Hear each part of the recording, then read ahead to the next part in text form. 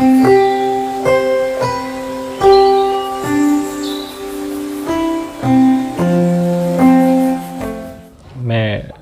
Doctor वैभव गुप्ता, छाती और सांस रोग विशेषज्ञ। आज हम लोग COPD यानी कि क्रॉनिक ऑब्स्ट्रक्टिव पल्मोनरी डिजीज़, इसके बारे में बात करेंगे। जो COPD है ये एक किस्म की लाइलाज सांस की समस्या है। आमतौर पे ये धूम्रपान करने वाले व्यक्तियों को होती है।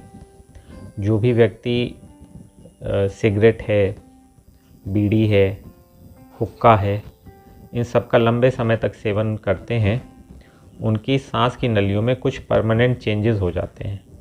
सांस की नलियां हमेशा के लिए सिकुड़ जाती हैं, जिसकी वजह से मरीज़ को सांस लेने में दिक्कत होने लगती है। इसको हम लोग कहते हैं क्रॉनिक ऑब्स्ट्रक्टिव पल्मोनरी डिजीज़। तो जो इसका मेन मुख्य कारण हुआ वो है धुआं।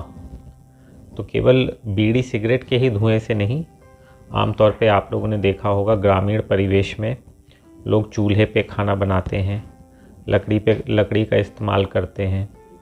महिलाएं उसी धुएं के वातावरण में बैठ के पूरा खाना बनाती हैं। तो जो महिलाएं बहुत लंबे समय तक ये जो बायोमास फ्यूल है इसका इस्तेमाल करती हैं, उनके फेफड़े में भी यही चेंजेस हो जाते हैं COPD के। तो हम जो COPD है ये बहुत लंबे समय तक धुएं से के एक्सपोजर से हो जाती है। तो जो इसका सबसे अच्छा इलाज है वो तो बचाव ही है, क्योंकि एक बार हो जाने के बाद इसका कोई काट नहीं है।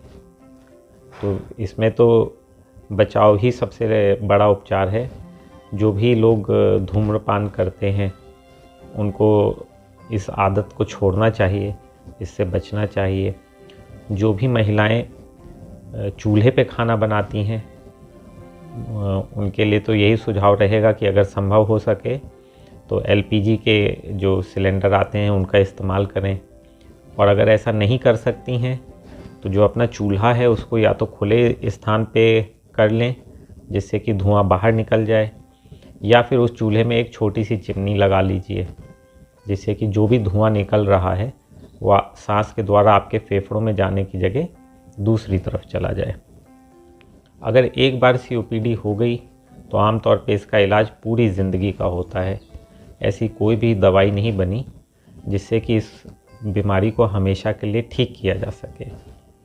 आमतौर पे एक्सरे के द्वारा और एक फेफड़े की क्षमता नापने की जांच होती है PFT द्वारा, इस बीमारी का पता कर लिया जाता है।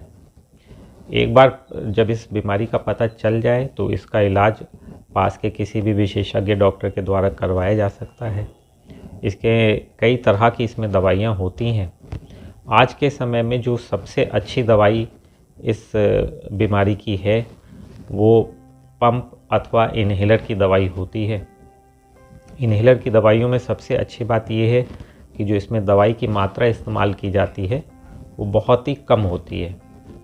तो जब दवाई की मात्रा बहुत ही कम इस्तेमाल की जा रही है तो साइड इफ़ेक्ट भी उसी अनुपात में कम हो जाते हैं। जो भी खाने वाली दवाइयाँ हैं वो सारी मिलीग्राम में होती हैं, और जो इन्हेलर में दवाइयाँ इस्तेमाल होती हैं वो सारी की सारी माइक्रोग्राम में इस्तेमाल होने वाली दवाइयाँ होती हैं, और वो ज़्यादातर आपके खून में नहीं जाती हैं इन्हेलर की दवाइयाँ, जबकि जो खाने की दवाइयाँ हैं वो खून के ज़रिए वहाँ तक पहुँचती हैं।